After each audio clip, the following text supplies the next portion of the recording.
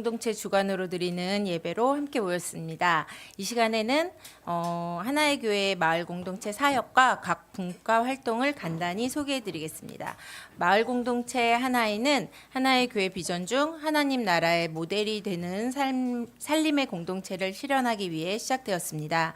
마을 공동체 하나이는 지역을 기반으로 하는 공동체를 통해 소유와 삶을 공유함으로써 하나의 교회의 비전을 구체적으로 실천하는 것을 목적으로 합니다.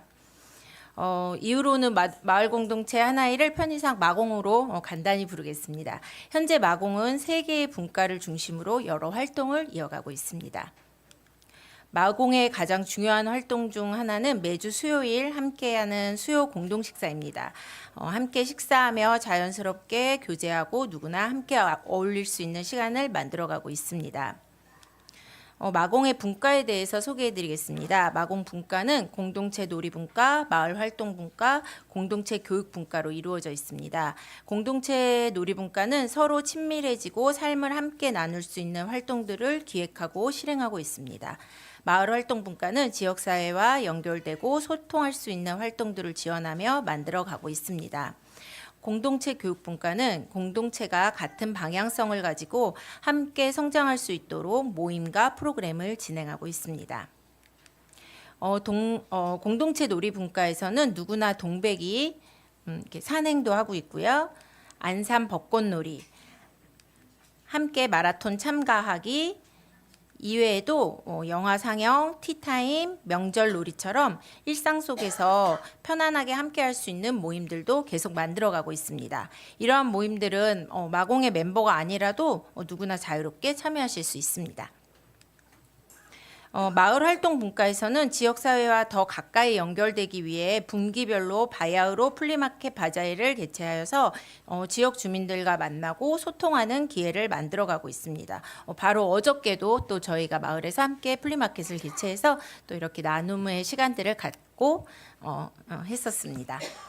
공동체 교육 분과에서는 영유아 자녀를 둔 부모님들과 함께하는 화요 스터디를 매주 화요일 오전에 진행하고 있습니다. 아이를 키우면서 겪게 되는 고민과 감사의 이야기를 함께 나누고 서로를 위로하고 격려하는 시간을 갖고 있습니다. 또한 2024년부터 동네에서 책을 읽는 밤, 동네 책밤 활동을 통해 공동체 구성원들이 함께 책을 읽고 나누는 시간을 가지고 있습니다. 특별히 오늘은 동네 책밤 활동을 하나의 공동체 멤버들과 함께 하고자 합니다. 이상으로 마을 공동체 사역과 각 분과 활동에 대한 소개를 마치겠습니다.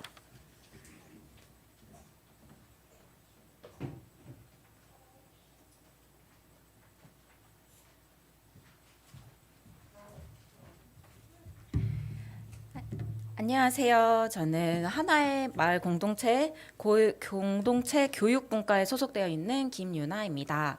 네, 저는 사실 교육 분과에 올해부터 들어와서 사실 많은 수고와 이제까지의 진행은 다른 교육분과장님과 교육분과원들이 감당을 하시고 저는 오늘 마이크만 얹었습니다.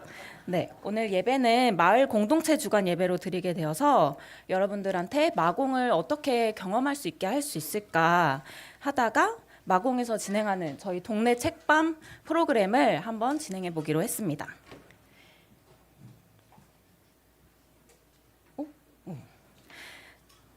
네, 저희가 코로나를 지나면서 아무래도 같이 할 수 있는 활동이 없었어요. 그때 이제 수요 공동 식사도 멈췄었고 예배도 모여서 하는 것이 멈췄었고, 근데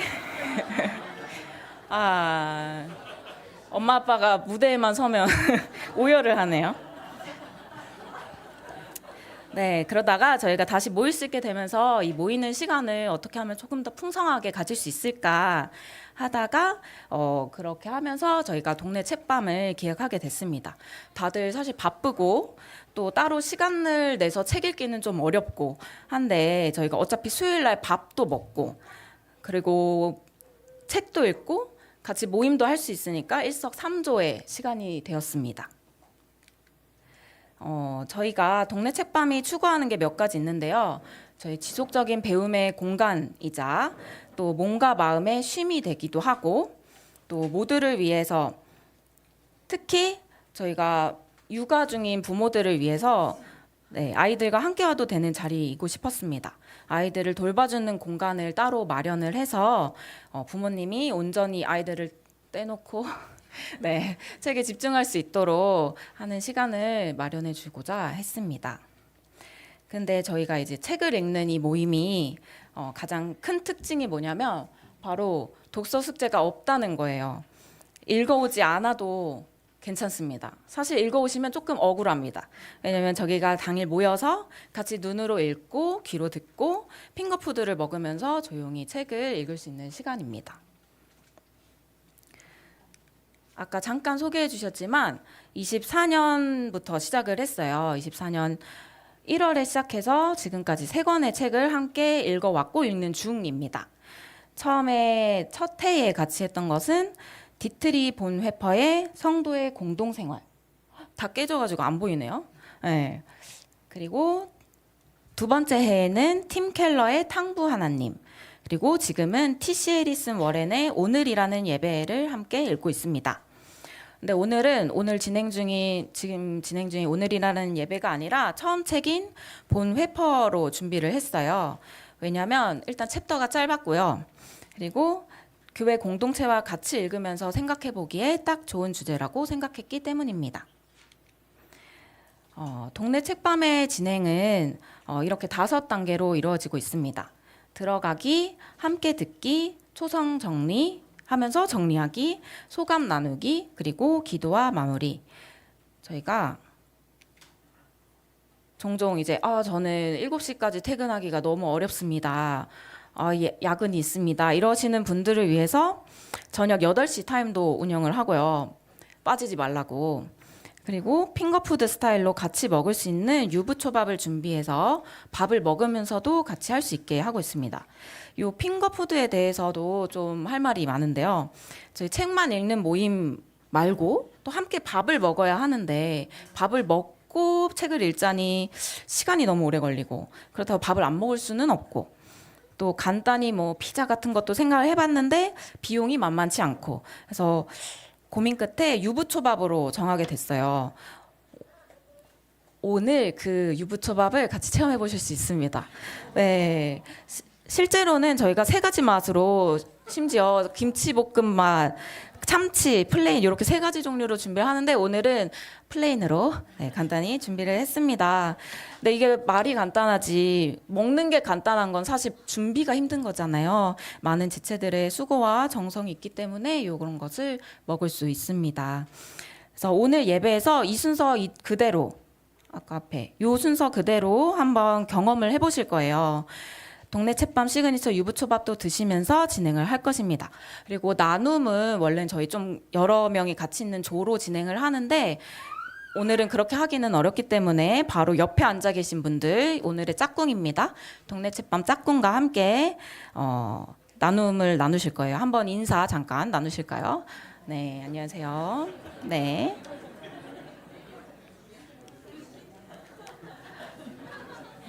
네. 오늘의 읽을 텍스트는 디트리 보네퍼의 성도의 공동생활 중에 5장 죄 고백과 성찬입니다. 네. 나눠드린 핸드아웃이 있죠. 이 핸드아웃을 보시면 오늘의 나눔 가이드가 있습니다. 네. 혹시 핸드아웃이나 요 메모지 못 받으신 분 있으면 손 들어주시면은 네, 도와드리겠습니다.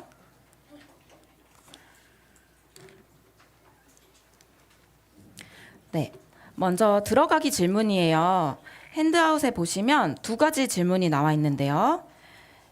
누군가가 내 실수나 약점을 받아줘서 마음이 놓였던 경험이 있나요?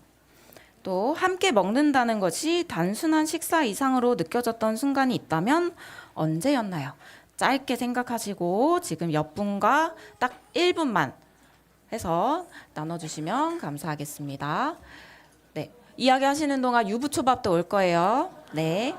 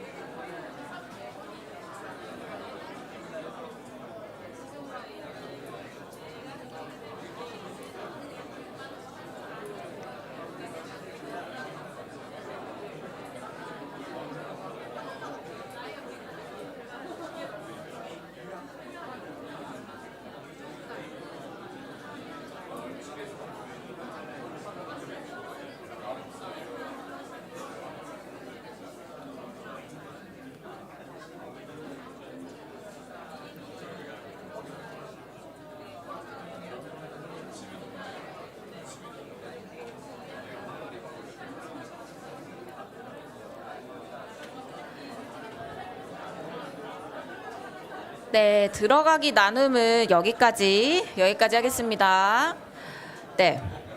원래 책 들으면서 유부초밥 먹어야 되는데 다들 이미 다 드신 것 같아요. 네. 네. 저 이제 핵심 시간입니다. 녹음 파일을 같이 들을 건데요. 선영 이모와 덕용 오빠가 녹음을 해주셨습니다.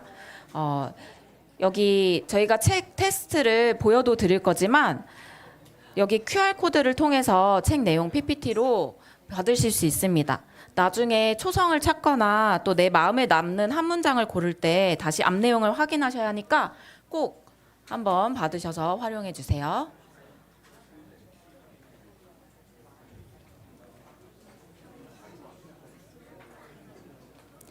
자, 핸드폰 안 꺼내신 분들 외울 수 있는 건가요? 네, 네. 빨리 꺼내주세요.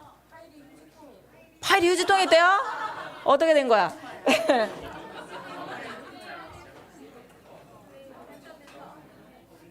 혹시 빨리 해결이 될까요?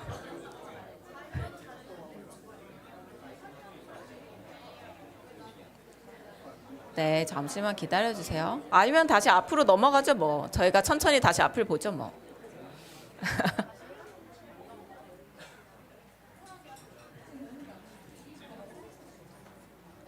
네, 요거 해결 그러면 해주실 걸로 생각하고 저희 빨리 듣도록 하겠습니다. 네. 죄 고백과 성찬, 너희 죄를 서로 고백하며. 야고보서 5장 16절. 자신의 죄악과 함께 홀로 머무는 사람은 완전히 고독한 외톨이 신세입니다. 그리스도인은 공동기도회와 합심기도와 섬김의 직분을 수행하면서 갖는 각종 성도의 교제에도 불구하고 홀로 남아있을 수 있습니다. 즉 성도의 교제에 이르는 마지막 돌파가 이루어지지 않은 상태로 머물 수 있습니다. 왜냐하면 그들이 믿음 있고 경건한 자로서만 서로 교제할 뿐 경건치 않은 죄인으로서는 교제하지 않기 때문입니다. 경건한 공동체에서는 그 누구도 죄인이 되는 것을 허락하지 않습니다. 그래서 사람들은 저마다 자기 자신과 공동체 앞에서 자기 죄를 숨길 수밖에 없습니다. 우리는 죄인이어서는 안 되는 것입니다. 그러므로 경건한 사람들 속에 갑자기 죄인이 나타나기라도 하면 많은 그리스도인에게 생각할 수도 없는 놀라운 일이 되고 마는 것입니다. 그래서 우리는 거짓과 위선 속에 우리 자신의 죄악과 함께 홀로 머물러 있을 수밖에 없는데 그 이유는 누가 뭐라고 해도 우리가 죄인이라는 변함없는 사실 때문입니다. 우리는 진리 안에 세우고 너는 죄인이며 구원받을 수 없는 엄청난 죄인이니 지금 내 모습 그대로 죄인된 너를 사랑하시는 내 하나님께 나오라고 말하는 것은 경건한 자들이 도무지 이해할 수 없는 복음의 은혜입니다. 하나님은 있는 모습 그대로 여러분을 원하시며 여러분에게 희생이나 공로 같은 것을 바라지 않습니다. 하나님은 오직 여러분만을 원하십니다. 내 아들아 내 마음을 내게 주며. 잠언 23장 26절. 하나님은 죄인을 구원하기 위해서 오셨습니다. 기뻐하십시오. 이 메시지는 진리를 통해서 주어지는 자유입니다. 하나님 앞에서 여러분 자신을 숨길 수는 없습니다. 하나님 앞에서 여러분이 사람 앞에서 쓰고 있는 가면이 아무 쓸모가 없습니다. 하나님은 있는 모습 그대로 여러분을 보고 싶어 하시며 여러분에게 은혜 베풀기를 원하십니다. 여러분은 자기 자신이나 형제 앞에서 마치 여러분이 죄가 없기라도 한 것처럼 속일 필요가 없습니다. 여러분은 죄인이어도 좋습니다. 이 사실에 대해 하나님께 감사하십시오. 왜냐하면 하나님은 죄는 미워하시지만 죄인은 사랑하시기 때문입니다. 그리스도께서는 우리가 그분을 믿을 수 있도록 육신 안에서 우리의 형제가 되셨습니다. 하나님의 사랑이 육신을 입은 그리스도 안에서 죄인들을 찾아오셨습니다. 그리스도 앞에서 우리는 죄인이어도 좋으며 오직 그럴 때만 도움을 받을 수 있습니다. 그리스도 앞에서 모든 가식은 종지부를 찍게 됩니다. 죄인의 비참함과 하나님의 긍휼, 이것이야말로 예수 그리스도 안에 있는 복음의 진리입니다. 그분의 교회는 이 진리 안에서 살아가야 합니다. 그래서 그리스도는 그분에게 속한 자들에게 죄 고백을 듣고 그분의 이름으로 죄를 용서할 수 있는 정권을 주신 것입니다. 너희가 누구의 죄든지 사하면 사하여질 것이요 누구의 죄든지 그대로 두면 그대로 있으리라 하시니라. 요한복음 20장 23절. 이로써 교회와 교회 안에 있는 형제는 그리스도로 말미암아 우리에게 은혜가 되었습니다. 이제는 형제가 그리스도를 대신하여 서 있습니다. 형제 앞에서 나는 더 이상 위성을 부릴 필요가 없습니다. 이 넓은 세상 가운데서 오직 형제 앞에서만 나는 본래의 모습 그대로 죄인이어도 좋습니다. 왜냐하면 이곳에는 예수 그리스도의 진리와 긍휼이 통치하기 때문입니다. 우리를 돕기 위해 그리스도께서는 우리의 형제가 되셨습니다. 그리고 이제는 예수님을 통해 우리의 형제가 예수님께 받은 정권으로 우리를 위한 그리스도가 됩니다. 형제는 하나님의 은혜와 진리의 표지로서 우리 앞에 서 있습니다. 형제는 우리를 돕기 위해 우리에게 선사되었습니다. 그는 그리스도를 대신하여 우리의 죄 고백을 듣고 그리스도를 대신하여 우리 죄를 용서해 줍니다. 그는 하나님이 그러하시듯 우리가 한 죄 고백의 비밀을 지켜줍니다. 그러므로 내가 형제에게 죄를 고백하러 가는 것은 곧 하나님께 나아가는 것과 같습니다.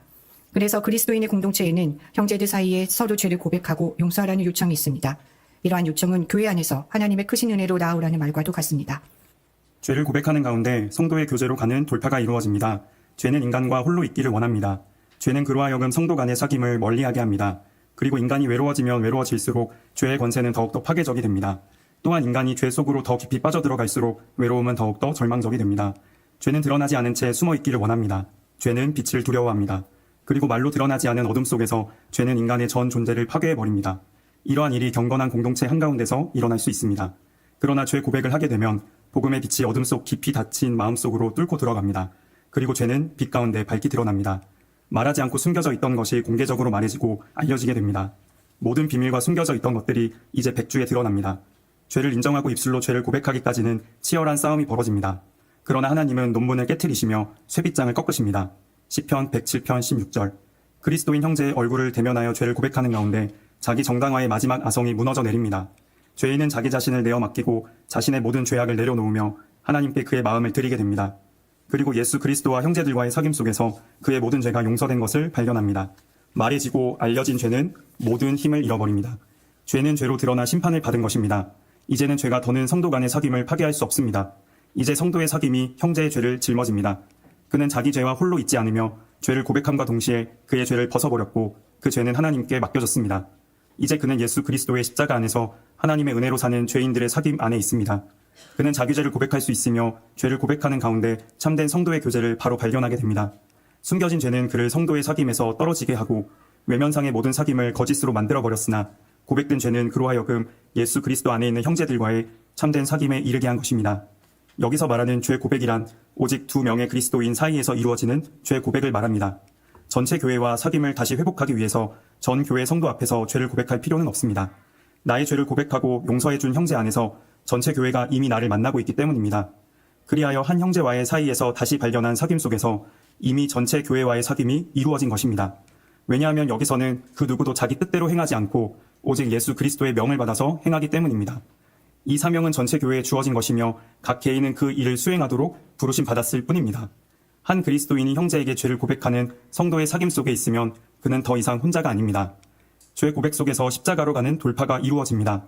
모든 죄의 뿌리는 교만입니다. 나는 나를 위해 존재하길 원하며 나는 나에 대한 권리가 있고 나의 미움이나 욕망에 대해 나의 삶과 죽음에 대해 내 마음대로 할 권리가 있다고 주장하는 것이 교만입니다. 인간의 영과 육은 교만으로 활활 불타오르고 있습니다. 왜냐하면 인간은 바로 그의 죄악 속에서 하나님처럼 되고 싶어하기 때문입니다. 형제 앞에서 행하는 죄의 고백은 가장 깊은 겸손입니다. 죄의 고백은 나를 아프게 하며 작아지게 만듭니다. 죄의 고백은 교만을 무섭게 쳐서 무너뜨립니다. 형제 앞에서 죄인으로 서는 것은 참으로 견딜 수 없는 치욕입니다.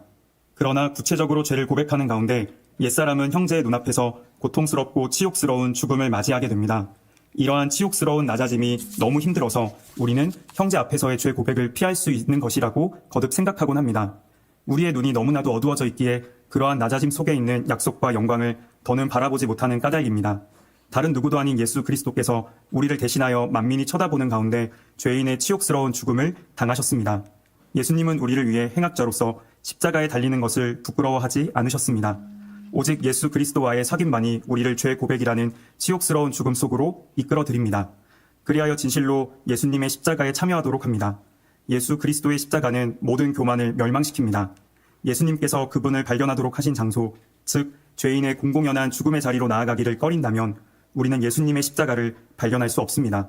또한 죄의 고백 속에서 죄인의 치욕스러운 죽음을 당하지 않으려고 한다면 우리는 십자가 지기를 주저하게 될 것입니다. 우리는 죄를 고백함으로써 예수 그리스도의 십자가와 참된 사귐을 이룰 수 있습니다. 우리는 죄의 고백 속에서 우리의 십자가를 수긍하게 됩니다. 형제 앞에서, 다시 말해 하나님 앞에서 영적, 육적으로 낮아지는 깊은 고통 속에서 우리의 구원과 축복인 예수님의 십자가를 경험하게 됩니다. 옛사람은 죽습니다. 그러나 옛사람을 이기신 분은 바로 하나님이십니다. 그리고 이제 우리는 그리스도의 부활과 영생에 참여하는 자가 됩니다. 죄의 고백 속에서 새 생명으로 가는 돌파가 이루어집니다. 죄를 미워하고 고백하며 용서함을 받는 곳에서 과거와의 완전한 단절이 이루어집니다. 이전 것은 지나갔으니 죄와 관계가 끊어진 곳에 회심이 있습니다. 죄의 고백은 곧 회심입니다. 보라, 새 것이 되었도다. 고린도후서 5장 17절. 그리스도께서 우리와 새로운 시작을 감행하신 것입니다. 첫 제자들이 예수님의 부르심을 듣고 모든 것을 버리고 따라 나선 것처럼 그리스도인은 죄의 고백 속에서 모든 것을 버리고 예수님을 따르게 됩니다. 죄의 고백은 그리스도를 따르는 삶입니다. 예수 그리스도와 함께하는 삶, 그분의 교회와 함께하는 삶이 시작되었습니다. 자기의 죄를 숨기는 자는 형통하지 못하나 죄를 자복하고 버리는 자는 불쌍히 여김을 받으리라. 잠언 28장 13절. 죄 고백 속에서 그리스도인은 자신의 죄를 버리기 시작합니다. 이제 죄의 권세는 무너졌습니다. 지금부터 그리스도인은 승리의 승리를 거듭하게 됩니다. 세례를 받을 때 우리에게 일어난 그 일이 죄의 고백 속에서 우리에게 새롭게 주어집니다. 우리는 흑암에서 건짐을 받고 예수 그리스도의 나라로 옮겨졌습니다. 이것이 바로 기쁜 소식입니다. 죄의 고백은 세례의 기쁨을 다시금 맛보게 합니다. 저녁에는 울음이 깃들일지라도 아침에는 기쁨이 오리로다. 시편 30편 5절. 죄의 고백 속에서 확신에 이르는 돌파가 이루어집니다. 그런데 하나님 앞에서 죄를 고백하는 것이 형제 앞에서 죄를 고백하는 것보다 쉽게 느껴지는 이유는 무엇일까요? 하나님은 거룩하시며 죄가 없으신 분입니다. 하나님은 악에 대한 의로운 심판자시며 모든 불순종을 대적하십니다. 그러나 형제는 우리처럼 죄가 있고 은밀한 죄의 밤을 경험하는 자입니다. 그러므로 형제에게 가는 길이 거룩하신 하나님께 가는 길보다 더 쉬워야 하지 않을까요? 만일 그렇지 않다면 우리는 자신에게 물어보아야 합니다.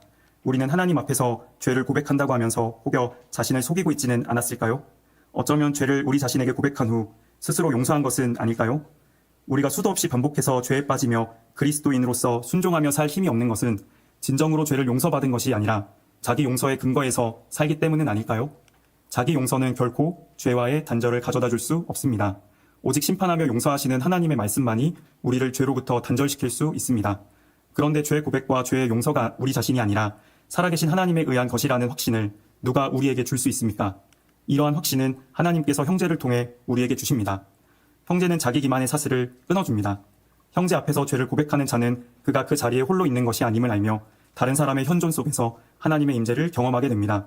내가 나의 죄를 고백하면서 홀로 있다면 모든 것이 어둠 속으로 가라앉아 버리고 말 것입니다. 그러나 형제 앞에서는 죄가 환하게 드러납니다.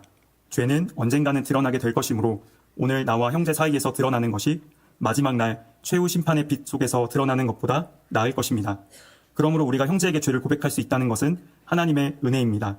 이렇게 죄를 고백함으로써 최후 심판의 공포에서 벗어날 수 있도록 우리를 도우시기 때문입니다. 내게 형제를 주신 것은 내가 형제를 통해 이미 이곳에서 하나님의 심판과 은혜의 실제를 확신하도록 돕기 위함입니다. 형제 앞에서 죄의 고백이 이루어질 때 나의 죄 고백이 자기 기만에서 벗어날 수 있듯이 용서의 약속도 형제가 하나님의 위탁하심을 받아 하나님의 이름으로 선포할 때에만 내게 확실한 것이 됩니다. 하나님은 우리에게 거룩한 용서의 확신을 주시려고 형제 앞에서 죄를 고백하도록 하신 것입니다. 이러한 확신을 얻기 위해서는 죄를 고백할 때 구체적으로 고백하는 것이 중요합니다. 일반적으로 죄를 고백하는 것은 자기 자신을 정당화할 뿐입니다. 인간 본성의 완전한 상실과 타락은 나 자신이 경험하는 특정한 죄 속에서 깨달아 알 수 있습니다. 그러므로 십계명의 기초에서 살펴보는 것이 올바른 죄 고백을 준비하는 데 도움이 될 것입니다. 그렇게 하지 않으면 형제에게 죄를 고백하면서도 위선자가 될 수 있고 위로를 받지 못하는 결과를 초래할 수도 있습니다. 예수님은 죄가 명백하게 드러난 사람들, 즉 세리와 창녀들을 상대하셨습니다. 그들은 왜 용서가 필요한지 알았고 그들의 특정한 죄에 대하여 용서를 받았습니다. 소경 바디메오에게 예수님은 내게 무엇을 하여 주기를 원하느냐라고 물으셨습니다. 마가복음 10장 51절. 우리는 죄를 고백하는 자리에서 이 질문에 대한 분명한 답을 알고 있어야 합니다. 우리는 죄를 고백할 때 그 자리에서 고백하여 드러난 특정한 죄를 용서받습니다. 그러나 그 용서 속에서 우리는 자신이 인식하는 죄와 인식하지 못하는 죄를 모두 용서받는 것입니다. 이 모든 것은 무엇을 말합니까? 형제에게 죄를 고백하는 것이 하나님의 법이라는 뜻입니까? 죄 고백은 율법이 아니라 죄인을 위한 하나님의 도우심이라는 선물입니다. 물론 죄 고백 없이도 하나님의 은혜로 확신과 새 생명, 십자가와 성도의 교제로 돌파해 나가는 사람이 있을 수 있습니다. 그리고 하나님 앞에서 단독으로 한 고독한 죄 고백을 통해서도 그에게 천사된 용서와 죄 고백의 은혜에 대해 한 번도 의심해 본 적이 없는 사람이 있을 수 있습니다. 그러나 여기서 말하는 것은 홀로 참된 죄 고백에 이를 수 없는 사람들을 위한 것입니다.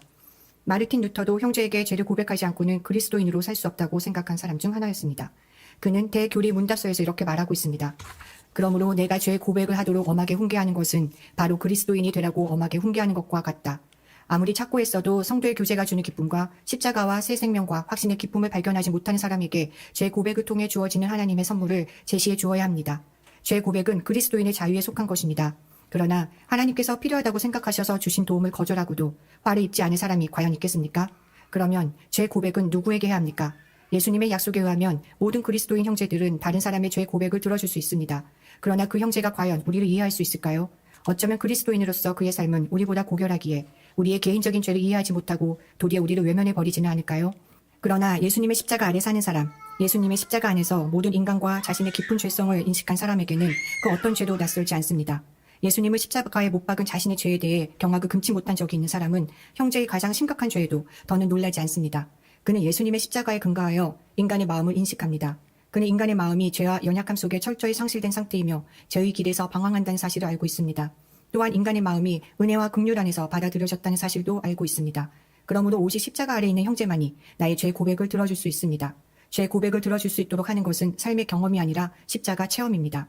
인간에 대해 가장 많은 경험을 쌓은 사람도 예수님의 십자가 아래 거하는 소박한 그리스도인이 아닌 만큼 사람의 마음을 알지 못합니다.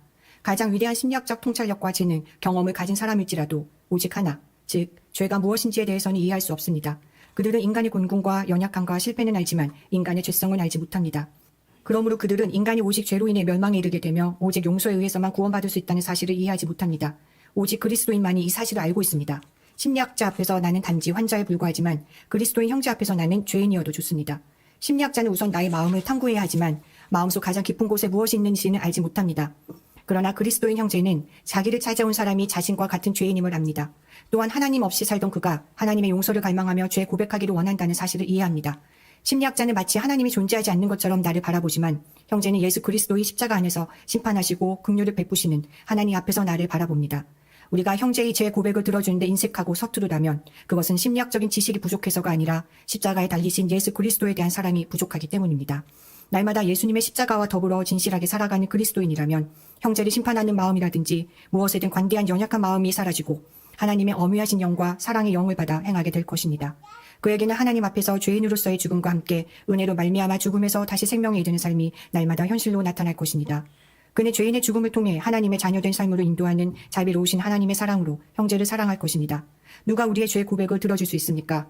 우리의 죄 고백을 들어줄 수 있는 사람은 자기 자신이 십자가 아래 살아가고 있는 사람입니다. 십자가에 달려 죽으신 예수님에 관한 말씀이 생생하게 살아있는 곳에는 또한 형제 사이에 죄 고백이 있을 것입니다. 죄를 고백하는 그리스도인 공동체는 두 가지 위험을 경계해야 합니다. 첫째 위험은 죄 고백을 듣는 사람과 관계된 것입니다. 한 사람이 모든 사람의 죄 고백을 듣는 것은 좋지 않습니다. 그 사람에게 너무 과중한 부담이 되기 쉬우며 그 결과 죄 고백이 그에게 공허한 행위가 되어버릴 위험이 있기 때문입니다. 그로 인해 죄 고백이 악용되어 다른 사람들을 영적으로 억압하며 지배하는 불행한 결과를 낳을 수도 있기 때문입니다. 이러한 끔찍한 위험에 빠지지 않으려면 죄 고백을 해보지 않은 사람은 죄 고백을 듣는 일이 없도록 삼가야 할 것입니다. 오직 겸손히 낮아진 사람만이 자기 자신에게 해가 되지 않으면서 죄 고백을 들어줄 수 있습니다. 둘째 위험은 죄를 고백하는 자와 관계된 것입니다. 죄를 고백하는 자는 자기 영혼의 구원을 위해서 죄 고백이 경건한 공로가 되는 것을 경계해야 합니다. 만약 그렇게 되어버린다면 죄 고백은 가장 가증스럽고 비참하며 너무도 불순한 최악의 상태에 마음을 내어주고 마는 결과를 초래할 것입니다. 이것은 가장 방탕한 수다에 불과합니다. 죄 고백을 경건한 행위로 여기는 것은 악마의 생각입니다. 오직 하나님의 은혜와 도우심, 용서만을 바라보지 않는다면 감히 죄 고백의 심연으로 들어가려고 하지 말아야 할 것입니다. 우리가 죄를 고백하는 것은 오직 사죄의 약속이 있기 때문입니다. 공로로 여기며 하는 죄 고백은 영적인 죽음이지만 약속을 바라보며 하는 죄 고백은 생명입니다. 오직 죄의 용서만이 죄 고백의 근거와 목적입니다. 죄 고백은 그리스도의 이름 안에서 그 자체로 완결된 행위이며 공동체에서는 요청이 있을 때마다 실행해야 할 것입니다. 특히 죄 고백은 그리스도인의 공동체에서 공동으로 거룩한 성찬을 준비하는 데 이바지합니다. 하나님과 사람과 더불어 화해한 그리스도인들은 예수 그리스도의 살과 피를 받기를 원합니다. 그 누구도 형제와 화해하지 않고서는 제단에 예물을 드릴 수 없다는 것이 예수님의 명령입니다. 이 명령은 모든 예배의 순간에 해당하며 당연히 모든 기도에도 해당됩니다. 또한 성례에 참여할 때 반드시 명심해야 할 말씀이기도 합니다. 공동으로 성찬을 하기에 앞서 그리스도인 공동체의 형제들은 한 자리에 모여 각 지체가 다른 지체에게 지난 날의 잘못에 대해 용서를 구하는 시간을 가집니다. 형제에게 잘못을 고백하고 용서를 구하는 일을 꺼린다면 아무도 주님의 식탁에 나아갈 준비가 되었다고 할 수 없습니다. 형제들이 함께 성례에 참여하여 하나님의 은혜를 받고자 한다면 먼저 모든 분노와 분쟁, 질투, 악담, 형제 사이의 불화들을 회개하고 버려야 합니다. 형제에게 용서를 비는 것은 아직 죄 고백이라고 할 수 없지만 오직 그렇게 하는 사람만이 예수님의 분명한 명령 아래 있다는 사실만큼은 확실합니다. 성찬을 준비하는 가운데 모든 개인의 마음에는 자신을 불안하게 하고 괴롭히는 죄, 오직 하나님만이 아시는 특별한 죄에 대해 용서의 확신을 얻고자 하는 갈망이 생깁니다. 이렇게 갈망하는 마음에서 형제들 사이의 죄 고백이 이루어지며 사죄의 은혜가 선포되는 것입니다. 자신의 죄에 대한 극심한 불안과 고통이 있는 곳, 용서의 확신을 간절히 구하는 곳에 예수님의 이름으로 행해지는 형제들 사이에 죄 고백으로 나아오라는 초청이 주어지는 것입니다. 예수님께서 죄를 사해 주셨다는 이유로 신성 모독이라는 비난을 받으셨던 때와 동일한 일이 이제 예수 그리스도의 임재의 능력 안에서 그리스도인 공동체에서도 일어나게 됩니다. 예수 그리스도의 현존하시는 능력 안에서 그리스도인의 공동체는 죄의 사함을 선포하게 되는 것입니다. 한 형제가 삼위일체 하나님이신 예수님의 이름으로 다른 형제의 모든 죄를 용서할 때 하늘의 천사들은 회개하고 돌아온 죄인으로 인해 기뻐하게 됩니다. 이렇게 성찬을 준비하는 시간은 형제들의 권면과 위로가 가득한 시간이며 기도와 떨림과 기쁨으로 충만한 시간입니다. 성찬을 하는 날은 그리스도인의 공동체에 허락된 가장 기쁜 날입니다. 마음으로부터 하나님과 형제들과 더불어 화해하면서 교회는 예수 그리스도의 살과 피의 은혜를 영접하며 그 안에서 용서와 새 생명, 행복을 받아 누리게 됩니다. 하나님과 사람과의 새로운 사귐이 그들에게 선사된 것입니다. 거룩한 성찬의 교제는 그리스도인 공동체의 완성 그 자체입니다. 교회의 지체들이 주님의 식탁에서 살과 피로 하나가 된 것처럼 그들은 영원히 서로 함께 거하게 될 것입니다. 이곳에서 공동체는 그 목적에 다다르는 것입니다. 이곳에서 그리스도와 그분의 교회에 대한 기쁨은 완전해집니다. 말씀 아래 함께하는 그리스도인의 공동생활은 성례에서 성취되는 것입니다. 네, 여기까지입니다. 목사님 설교 시간에 어떻게 서 계시는지 저도 다리가 저린데. 네, 저희 눈으로 텍스트를 보면서 귀로 듣는 꽤 독특한 방식을 같이 체험해 보셨습니다. 잘 들으셨으면 이제 초성 퀴즈로 내용을 한번 짚어볼게요. 핸드아웃에 여기 5개의 문장이 있는데 한번 빈칸을 채워보시면서 내용을 정리해 보시면 됩니다. 아까 그 QR코드 다시 준비가 됐다고 하는데 앞으로 가면 되나요? 네.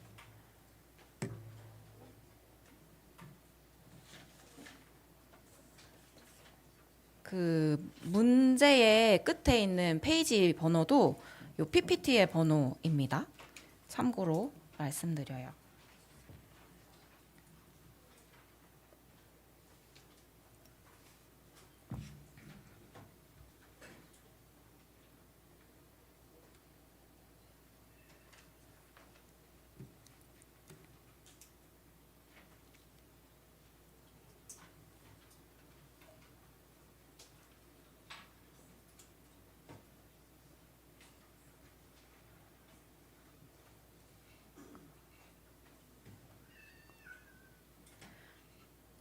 저희 시험 보는 거 아니니까 네, 옆 사람분들과 같이 맞추셔도 됩니다.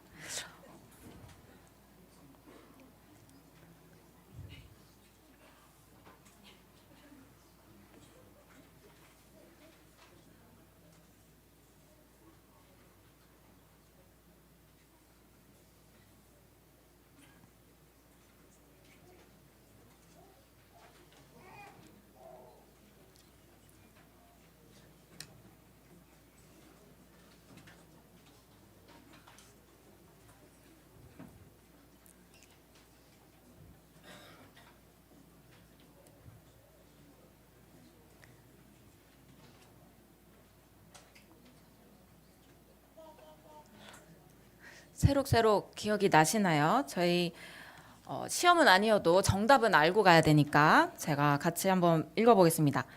하나님은 있는 모습 그대로의 여러분을 원하시며 여러분에게서 희생이나 공로 같은 것을 바라지 않습니다. 2번, 죄를 고백하는 가운데 성도의 교제로 가는 돌파가 이루어집니다. 꽤 독특한 문장이죠. 돌파가 이루어집니다. 3번, 성도의 사귐이 형제의 죄를 짊어집니다. 4번, 죄 고백을 들어줄 수 있도록 하는 것은 삶의 경험이 아니라 십자가 체험입니다. 5번, 형제와 화해하지 않고서는 제단에 예물을 드릴 수 없다는 것이 예수님의 명령입니다. 네, 여기까지 저희 정리를 해보았습니다. 이제 중요한 시간이에요. 오늘 들으신 내용 중에 가장 마음에 남는 문장 하나를 요 메모지에 적어봐 주세요. 그리고 공동체나 나 자신에게 적용해 볼 수 있는 점을 같이 적으면 너무 좋겠죠. 네.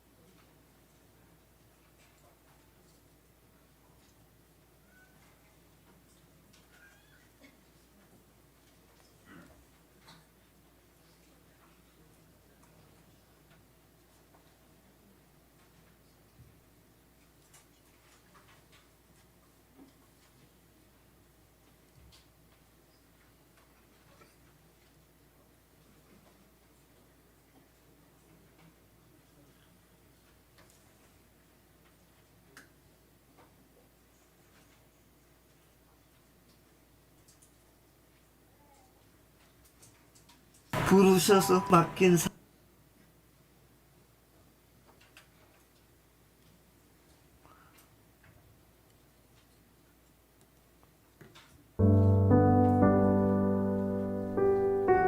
BGM을 깔아주세요. 네, 좋은 문장이 너무 많아서 고르기 힘드시죠?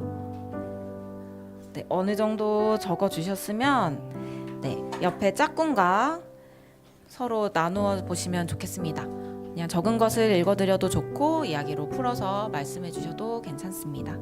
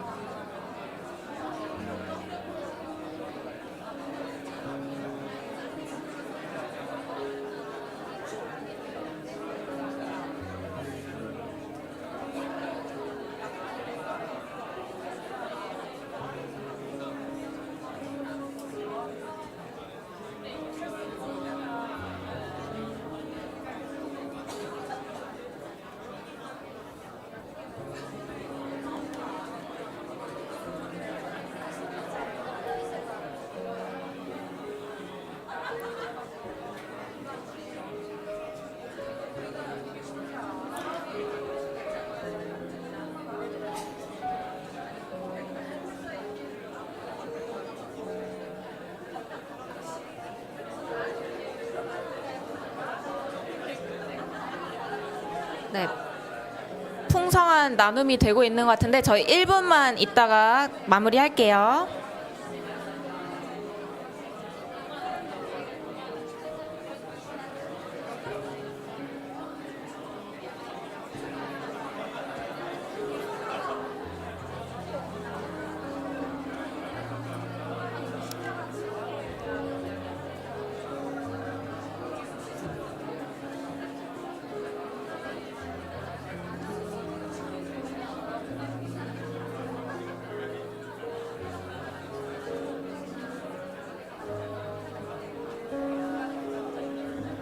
네, 이제 마무리하도록 하겠습니다.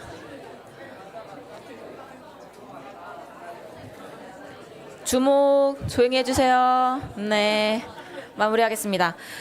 이거 그냥 버리기 너무 아까운 메모지죠. 이렇게 빳빳한 종이를 드린 것은 자주 잘 붙여둘 수 있는 곳에 두시고 마음을 기억하고 묵상할 수 있는 시간이 되면 좋겠습니다. 네, 마지막으로 짝꿍과의 나눔을 생각하며 함께 적용하기로 한 것을 잘 실천할 수 있도록 짧게 기도하며 마무리하도록 하겠습니다.